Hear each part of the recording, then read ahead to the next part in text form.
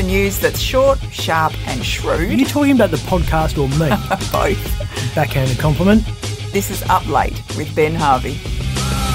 Off at the judiciary. Pissed off and confused, and here's why. Paul White, the Department of Communities fraudster who ripped off taxpayers to the tune of $27 million, has a brother named Ron.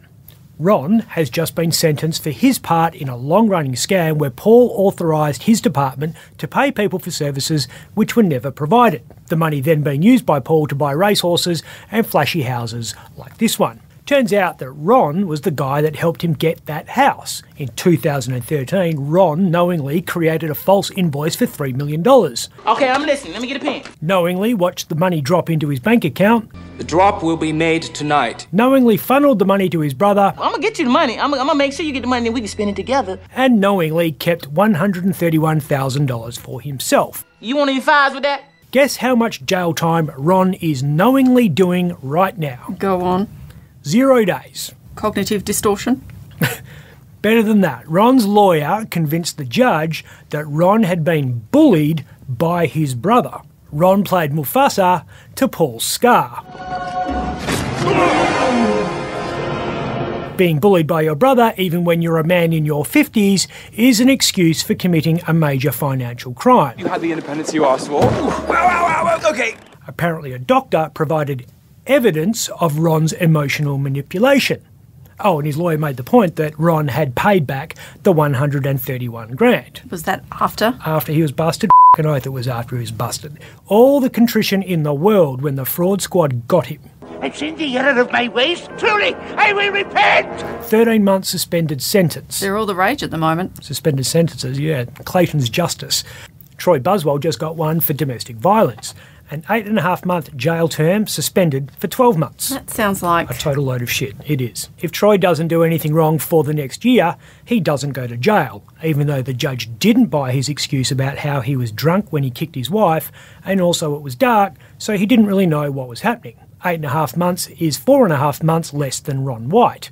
Apparently lodging a false invoice with a government department is worse than beating your wife. And according to the West Australian judiciary, beating your wife is just ever so slightly worse than illegally flying a helicopter into WA and failing to quarantine. Nev Power got an 8-month suspended sentence for that, 2 weeks less than Troy got for kicking his wife and pushing her down a flight of stairs. And judges wonder why the community has lost faith in the justice system. But I can't criticise those judges too robustly because if I do, I might be charged with bringing the judiciary into disrepute. If I said this, free speech is great because it means I can call the world's richest man a hypocritical wanker. Or this, the Premier is full of crap. Or this, you are a f***ing idiot. About the West Australian judiciary, I would quite likely be charged with a crime. So I can't say that the judges who failed to jail Power, Buswell and White have lost touch with reality. Careful, you know who would decide if you're guilty if you were charged. The West Australian judiciary, judge, jury and executioner. You could say your brother bullied you into saying it. Or I was drunk, or it was dark, or I had cognitive distortion. I do have the inbuilt protection, though, of being a white middle-aged male. A point not lost on people like Keenan Dickey, Jessica Slater, and 400 others behind bars because they can't pay parking fines. Last year, 436 people were jailed for fine defaults. Already this year, 131 have gone to prison to pay off their debts. 40 of them were Aboriginal, 27 of them women. You could get away with a cheap, dumb lawyer. Wouldn't have a choice. The expensive, smart ones are all working for this guy. Andrew Forrest has had to lawyer up because his one-time head of security is suing for unfair dismissal. Paul Scanlon was iced by Fortescue Future Industries. That's Twiggy's hydrogen company. He was sacked on Christmas Eve. Well, okay. Harsh. Scanlon reckons he was fired because he kept complaining about not receiving a $68,000 bonus. He also says he was bullied at work and wants a compensation package based on his $250,000 salary and a further $25,000 for humiliation, embarrassment, hurt and distress. And Fortescue's lawyers are fighting it? Absolutely. While the company's workplace law barristers are busy doing that, Fortescue's patent attorneys are charging in 6-minute blocks as they file trademarks over catchphrases which might be used during the production, or more accurately, invention, of green hydrogen. I personally thought they should get a trademark over this one. You're not going to let me take it all, are you? Or this one. Come on. challenge me. But that hasn't happened yet. According to the Financial Review, FFI has filed trademarks over the phrases break impossible, the power of now, and my personal favourite, infinity train. To infinity and beyond! Twiggy needs Nick Kyrgios on his team. That guy plays to win. Even in a charity match and even when it's not his chosen sport. 14, Nick Kyrgios. Nick was in the starting five of Ben Fordham's team in a Sydney Kings celebrity basketball game hosted to raise funds for Starlight Foundation. And most people play charity matches like this. Go, go, go.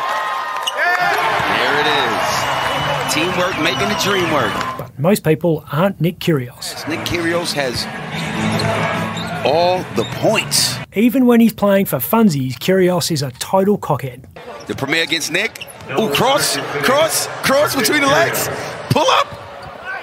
Bucket.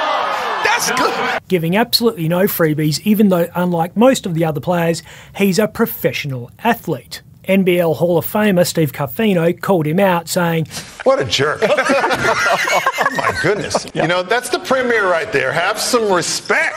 What lack of sportsmanship. He's blocking girls' shots. He's not passing to his teammates. This is a celebrity game. Climate change is blocking the coalition's election campaign. The politics of global warming causing problems for Scott Morrison again. Morrison is having to talk up his commitment to net zero by 2050 after National Senator Matt Canavan said the promise was essentially dead.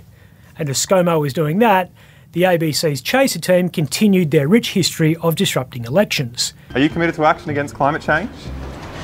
What climate change? Julia Eileen Gillard, Australia's 27th Prime Minister, died today after her body gave up moving forward. What do you think about currently the Prime Minister opposes gay marriage? This year's effort is a song entitled Cold makes me hot. Cold makes me. They've cut together relevant words from speeches delivered by Scott Morrison to create a piss-take track that contains such lines as My dick is always hard but cold and it's only getting harder. He does like coal. It had him at hello. This is coal. Don't be afraid. Don't be scared. The Treasurer knows the rule on crops. Treasurer Josh Frydenberg was less worried about the inflation in the Prime Minister's pants, being focused solely on the runaway consumer price index. Inflation was up 2.1% in the March quarter. That's 5.1% for the year for the country as a whole. Prices in Perth were up 7.6%, the highest in the country, thanks mainly to the soaring cost of building, which has gone up almost 16% in the March quarter alone. Everything's getting so expensive. The figures mean it's now a very real possibility that the Reserve Bank will raise interest rates before we go to the polls on May 21. Sheesh. The last time the RBA hiked rates during an election campaign was in 2007. And we all know what happened then. This is the office of the Prime Minister, my precious. I'm Ben Harvey. If you'd like to watch Up Late with me, Ben Harvey, search for The West Australian on YouTube.